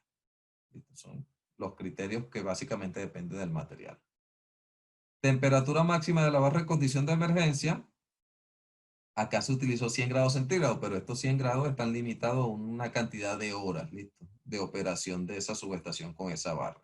Si yo no quiero limitarla por hora, entonces, si estoy utilizando cobre, no debo exceder la de emergencia en 75 grados. Si la quiero continuar. Ahora, si yo estoy restringiéndolo a operación de capacidad de emergencia de 1 hora, 2 horas, sí puedo llegar hasta 100 grados centígrados, porque va amarrada a un tiempo de, ya a partir de que se excede ese tiempo, sí comienza una degradación del material. La máxima corriente eh, tiene que ver con el flujo de carga que se hace en esa subestación. ¿Listo? Entonces, esto es en operación normal y en condiciones de emergencia, que es con simulando salidas o mayor potencia dentro digamos, dentro del esquema del sistema interconectado. Y después comienza un procedimiento. Pues acá no me voy a detener, simplemente se los dejo completo, porque acá comenzamos a evaluar las pérdidas por convención. Está la fórmula dentro de la norma IEC, en la sección tal, página tal, qué parámetros se utiliza para ello, lo sustituyo en la fórmula y obtengo esos valores. Listo. Entonces, claro, dentro de la norma hay pérdidas por convención natural, pérdidas por por convección forzada. Forzada es considerando velocidades del viento. ¿Listo? Entonces, así seguimos calculando cada una. Pérdidas por radiación, aquí están su fórmula y los parámetros y cuánto da. Incremento de calor por insolación, es decir, la ganancia de calor solar. Vean que básicamente es lo mismo, pero cambia un poco la fórmula porque ahora es para barra rígida, pero vean que se evalúan los mismos parámetros, pérdida por radiación, por convención, por efecto Joule y la ganancia solar. ¿Listo? Hasta que llego a lo que es el efecto Joule, evalúo la resistencia y aplico la fórmula de ecuación de balance térmico que me da la IS 605 y obtengo la capacidad de corriente a transmitir, tanto para condición normal como para condición de emergencia. Eso es lo que se hace allí. Entonces, finalmente, bueno, yo obtengo si esa barra me va a ser acta, si esa barra de 2 pulgadas me va a ser acta, porque yo tengo que comparar la corriente en condición normal y de emergencia que necesito en de acuerdo a mi flujo de carga. ¿Listo? Entonces allí yo voy a ver si ella es capaz de soportar esa corriente. Y después viene otra parte en esa norma que tiene que ver con el cálculo mecánico. Entonces allí vamos a, ¿cuál es la finalidad del cálculo mecánico allí? Determinar cuál es la longitud máxima de la barra y a cada cuánto van los aisladores, porque aquí hay que evaluar los esfuerzos por cortocircuito y esfuerzos por viento. ¿Listo? Todas las fuerzas que inciden en la barra se evalúan de acuerdo a la norma y finalmente se llega, vean que es bastante largo, un procedimiento bastante largo, se llega a las máximas longitudes de la barra. La longitud va a ser la mayor entre el S o LD, que son cálculos que se hicieron, está en pulgada. Entonces, fíjense que acá en este caso está dando 9 metros máximo entre los aisladores que van a sujetar esas barras. Ustedes se acuerdan que al principio vimos los tipos de barra y que las barras rígidas las sujetan aisladores. Bueno, ese es el espaciamiento que nosotros tenemos que conseguir por este cálculo mecánico. Listo. Viene lo que es la explicación de lo que es el diseño de sistema de puesta a tierra. Vamos a ver un momentico acá. Listo. Pues voy a entrar un momento antes de pasar a puesta a tierra al PLCCAD para que lo vean. Acá en PLCCAD creamos un nuevo archivo. Siempre estos archivos de PLCCAD le podemos poner cualquier nombre. Y la extensión tiene que ser .xyz. Listo, para que él se lo... Una vez que estamos allí, tenemos que ir a líneas, perdón, acá secciones, y vamos a ir a cálculos térmicos. Entonces aquí varias cuestiones. Tiene temperatura del conductor en estado estable, régimen térmico estado estable, temperatura de conductor por cambio de corriente, o transitorio para evaluar pues el calentamiento instantáneo, producto de un escalón de corriente de una variación en el tiempo muy rápida, que puede ser una descarga de rayos. ¿Listo? Entonces, las que más utilizamos son estas tres. Esta temperatura me muestra una gráfica. Entonces, yo aquí simplemente selecciono el estándar por el cual lo voy a hacer. Le digo que lo haga global, acá que use el día más caluroso. Acá puedo decir que de una vez el azimut sea el más desfavorable. Indico la latitud de la ubicación del proyecto, la hora del día donde hace mayor calor, el tipo de atmósfera si es clara o industrial, ¿verdad? Y pues la temperatura del aire que la saco de los últimos 50 o 10 años, dependiendo de lo que diga la norma, la velocidad del viento ahí, esta es 0,6096, el COES decía 0,61, prácticamente lo mismo. Y tengo que seleccionar el conductor, que lo bajo desde la página de PLCCAD y lo guardo en un archivo y evalúo. Después que lo tengo en ese archivo, lo selecciono y voy a evaluar. Entonces acá me da pues, un momentico acá que vamos a revisar si tiene la resistencia. Listo, vamos acá a secciones, editar datos de cables, vamos a ver este conductor. Ok, aquí está completo, tiene su valor de resistencia y está todo correcto, listo. Entonces, cerremos un momento acá.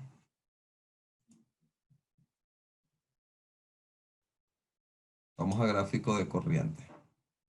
Entonces vamos a indicarle, ya acá está seleccionado, vamos a indicarle más bien la temperatura mínima de inicio del gráfico y la final, para evaluar pues cómo se comporta este señor. Entonces vamos y aquí tenemos, podemos evaluar pues cuánta corriente eh, se transmite para alcanzar una temperatura de 40, ¿listo? Y acá él me da,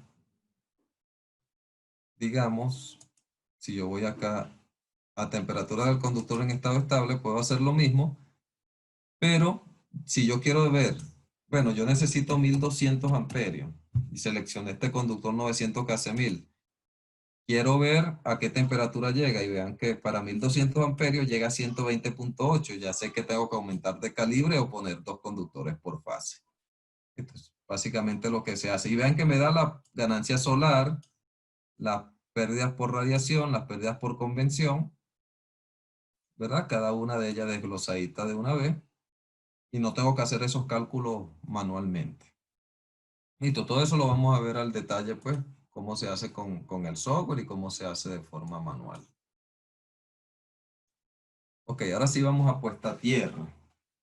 Este tema es bastante amplio, el de puesta a tierra, por eso aquí les dejé varios videos con el que pueden complementar este webinar de hoy, pero que ese tema se va a ampliar muchísimo dentro del curso, ¿no? Porque hay muchos criterios involucrados. Me demoraría otra hora y media explicar todo ese tema. Entonces, fíjense.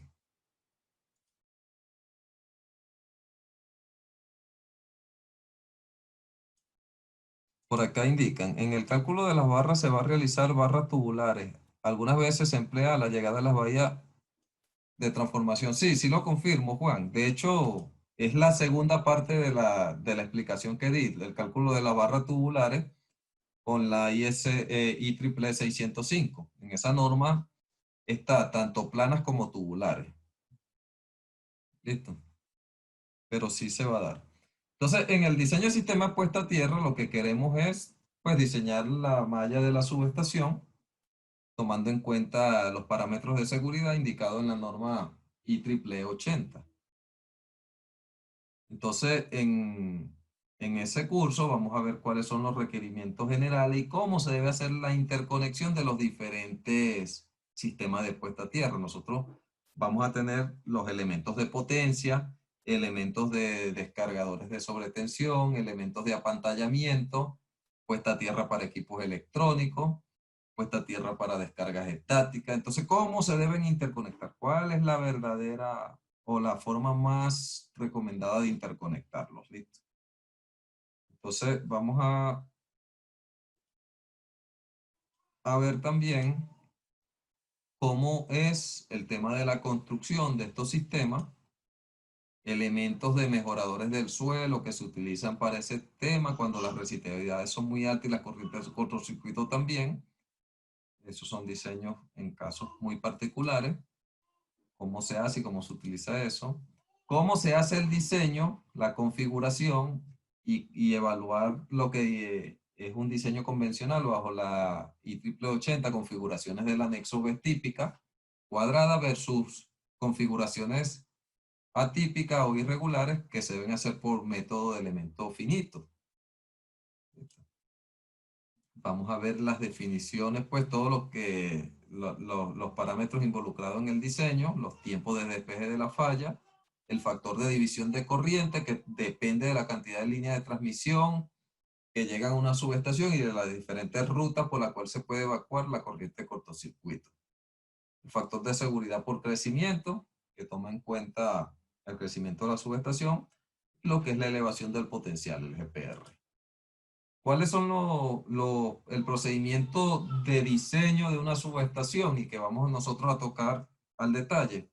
Obtener los datos de campo, entre ellos el área y la resistividad. Hay que hacer un estudio de resistividad y ese estudio de resistividad debemos modelar el suelo en un software como el IPWin o el CIMEGRIC. El IPWin es un software gratuito y me va a dar la resistividad de la primera capa, segunda capa y la altura de la primera capa. Listo. Que eso es el modelo del suelo. Ya con estos datos procesados, voy a seleccionar el tamaño de los conductores, que es el capítulo 12 de la IEEE 80, y hay una fórmula y podemos hallar ese tamaño. Después vamos a evaluar los criterios de voltaje de toque y de paso, si lo vamos a hacer para personas de 70 kilos, de 50 kilos. Se hace un diseño preliminar y ese diseño preliminar se le calcula la resistencia de la malla, la corriente de la malla y se verifica si el voltaje de toque es mayor al GPR, que es IG por RG. Si es mayor, entonces el diseño termina y está concluido. ¿Listo? Si no es mayor, se evalúan unos parámetros de el voltaje de paso en la malla y el voltaje de toque que se genera en la malla y se compara con los voltajes de paso y de toque tolerables. Si dan positivo, pues si dan superiores, termina el diseño. Si no, entonces voy al diseño inicial y lo modifico. Es iterativo. ¿Listo? Por supuesto, eso no lo vamos a hacer a mano. Eso es, digamos que es imposible hacer un cálculo numérico a mano. Es algo, pues, si nosotros lo vamos a hacer a mano, la única forma es hacerlo bajo los estándares, digamos, las formas estándar que están en la IEEE 80. Pero la mayoría de las mallas no son cuadradas ni rectangulares, sino que son irregulares, porque se tienen que adaptar precisamente al plano de implantación de la subestación.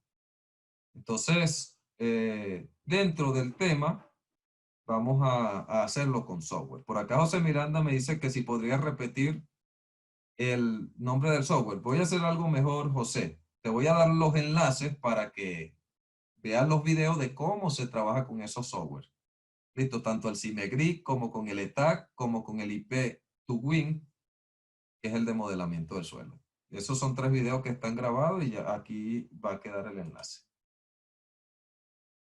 Entonces, la normativa que se utiliza para este tema, IEEE 80, IEEE 665, esto es para subestaciones, la 80 es la principal que vamos a usar, la 665 para estaciones de generación, la 81 es para lo que tiene que ver con mediciones, tanto de la resistencia como de la resistividad del suelo y también los voltajes de toque y de paso. La 142 para instalaciones industriales da muchos criterios importantes de lo que es digamos, las resistencias máximas permitidas. La 837 es para conectores y estos dos son de Perú. Estos se los puse acá porque también vamos a tener normativa local del país en el que estemos diseñando. Pero básicamente estas son las que lo rigen. Acá les dejo unos videos de los diferentes, digamos, vamos a colocar aquí herramienta de seleccionar. Vamos a copiárselo de una vez en el chat, por si a la presentación les llega mañana, ya ustedes puedan ir revisando de una vez. Entonces, si ustedes hacen clic, y confírmenme si les llegó en el chat. Sí, creo que sí. Si ustedes hacen clic, digamos, en el primero, ¿qué van a encontrar? Van a ir a una página y acá, pues, esta es mi página, la de Electred.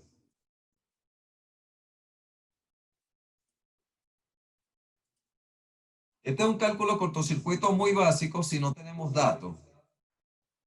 Listo. Este es un videito, pues, si no tenemos datos del operador de red, que por lo general lo debe dar. Y si no tenemos un estudio de cortocircuito, digamos, elaborado al detalle, podemos utilizar un cálculo como el mostrado acá. Aclaro que esto es para utilizado para baja tensión, listo. Que es un cálculo muy repetitivo que hacemos cuando colocamos un transformador, digamos, de poste en poste y salimos hacia un tablero de baja tensión. Entonces, el operador de red no debe dar esos datos en el punto de conexión, pero por lo general, bueno, esa información es a veces de difícil acceso, a veces es fácil y otras veces es muy difícil de obtener, entonces podemos valernos de un cálculo como este. Pero eso es para baja tensión, ¿listo? Si nosotros estamos en subestaciones de alta tensión, tenemos que hacer un estudio de cortocircuito. Ya yo les voy a mostrar cómo. Entonces, el segundo video,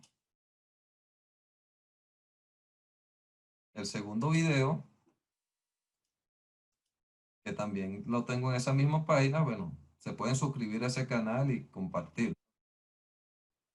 Es de cómo utilizar el CIMEGRID con AutoCAD para hacer diseño de puesta a tierra. El tercero es este, que también está ahí en el, que es cómo utilizar,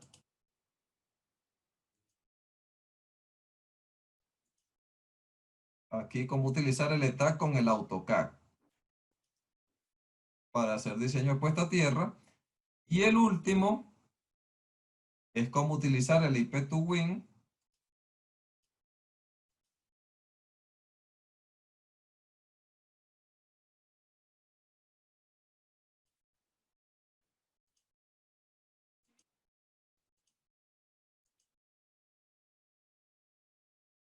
Ese es cómo utilizar el IP2Win para hacer el modelamiento del suelo. Pues ahí los tienen. Eh, Suscríbanse a ese canal de Electroenergy que siempre estamos montando cosas y al canal de IEG Consulting de YouTube. Listo. Entonces voy a abrirles acá el ETAC para hacerle una explicación, pues básicamente un abreboca de cómo se hacen las cosas. Voy a utilizar un ejemplo, digamos, de acá del ETAC para mostrarle rápidamente este tema. Nosotros lo vamos a hacer con una subestación real, ya detallado el cálculo, ¿no? Entonces digamos que nosotros tenemos un sistema donde tenemos varias subestaciones, una subestación en 34.5, después sale con una línea de distribución o de transmisión, una subestación de 13.8, por acá está una de 4.16, y yo quiero hacer una malla, digamos, en esta subestación principal. Entonces lo que hago es seleccionar este símbolo de malla, lo voy acá a la principal.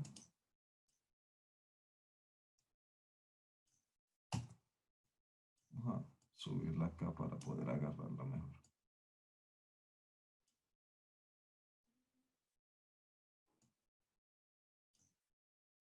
Listo, entonces creé una malla. Esa malla, yo, pues como dato de entrada, él me va a pedir, vamos a darle doble clic. Cuando le damos doble clic, me pregunta, ¿lo vas a hacer por ley triple o por elemento finito? Podemos hacerlo por cualquiera de los dos, pero el que les voy a explicar a detalle va a ser elemento finito, que es el más complejo. Entran a la base de cálculo, de este lado, tienen el suelo, y acá van a introducir el modelo de suelo obtenido por IP2Win, listo. Se hace el estudio de resistividad, se procesa en IP2Win, acá se meten esos valores. Se los explico al detalle, pues ya muchos han visto este curso de puesta a tierra conmigo, y en este módulo pues vamos a tocar el tema de puesta a tierra desde un enfoque más práctico, ¿no? Y de este lado podemos hacer cualquier configuración de malla. Que lo podemos hacer en AutoCAD y exportarlo acá como están los videos. Listo, en los videos se explica. Bien, digamos que hacemos esta configuración para hacer un ejemplo corto. Listo. Entonces, vamos a el modo de cálculo y después vamos a esta maleta. Y en esta maleta me pide la corriente de cortocircuito. que es un valor, pues, el tiempo de despeje de falla, pero el valor de la corriente de cortocircuito, y eso debe salir de un estudio de cortocircuito. El video del cálculo de cortocircuito que les dije al principio, les aclaro, funciona para subestaciones de baja tensión, pero para subestaciones de potencia sí hay que hacer un estudio de cortocircuito del sistema, como se vio en el módulo 2 de este curso. Entonces yo puedo hacerlo por aparte en un software diferente y ponerle user specific y colocar el valor acá de la corriente de cortocircuito y del factor XR. O puedo decir que lo tome del estudio de cortocircuito, listo. Que yo estoy haciendo en el mismo etapa. Ve que acá dice 0. ¿Por qué? Porque básicamente no he hecho la corrida. Entonces, bueno, yo le doy OK y me devuelvo a la parte donde está esta, esta corrida. Vale que sí.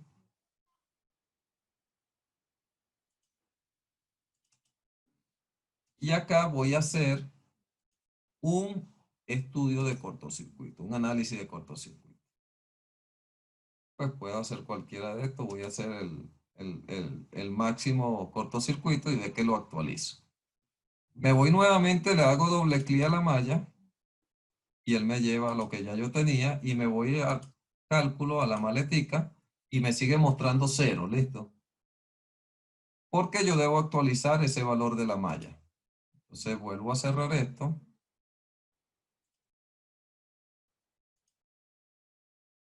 Y acá le doy clic derecho a la malla, clic derecho, y le doy Update Foul kiloamperio.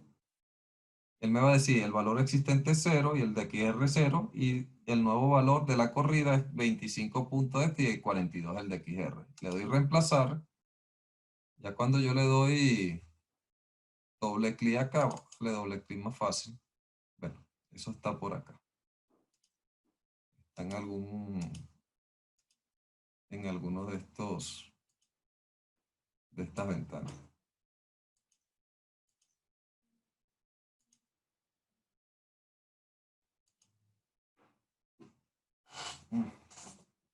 Pasa que ahorita no lo cerré. Vamos a hacerlo de nuevo. La ventana acá.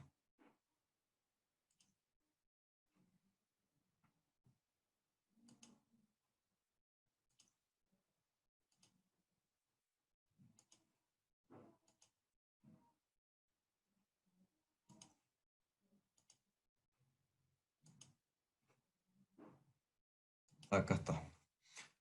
Entonces me voy al estudio, a la maletica, y ahora sí me lo actualizó. Entonces, bueno, básicamente es eso. Y entonces al darle correr, ojo, les aclaro una cosa. Esto es un ejemplo que les estoy haciendo acá sencillo por cuestiones de tiempo y de la introducción. Pues nosotros vamos a ver en el curso una subestación real. Y acá le doy correr y ya él me hace el cálculo de la resistencia de esa malla y me calcula los voltajes de toque y de paso y me da alarma si tengo violaciones en el voltaje de toque y de paso. Y yo tengo que mejorar ese diseño si no me dio la primera vez, como decía en el diagrama de flujo. Acá puedo ver las gráficas de los voltajes de toque y de paso, cómo se comportan, ¿verdad? Puedo decirle los límites de sobrevoltaje para que me aparezca información a este lado de cuántos son esos límites y se vea, pues básicamente se está violando hacia las esquinas. En la parte central está bien, no están violándose los límites. Entonces básicamente eso es, yo con esto eh, concluyo el webinar. Es una introducción, pues se aplicaron, se mostraron varios temas que se van a ampliar. Por cuestiones de tiempo no da para explicar cada cosa al detalle. Y por eso es que esto es modular, porque cada tema lleva un desarrollo conceptual basado en la normativa y en la utilización de un software. ¿Cuál es la máxima resistencia permitida para una subestación de alta tensión? Para alta tensión Se recomienda menor a 5 ohmios. Hay algunos operadores que exigen un ohmio, son los más exigentes, pero por lo general estamos hablando menor a 5 ohmios. Listo. Por acá dice una pregunta. En ETAC, ¿hasta cuántos extractos de suelo se puede obtener? En ETAC no se obtienen extractos de suelo. Listo, porque él está basado en el método de biestratificado.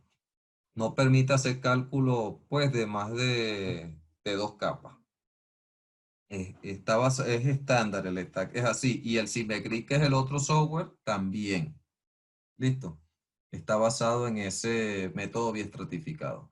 Con el IPWin yo sí puedo modelar biestratificado o multicapa el modelo del suelo, pero como yo lo voy a utilizar en software comerciales como el ETAC o el Symmetric para hacer el cálculo de la malla, entonces pues no me sirve de mucho.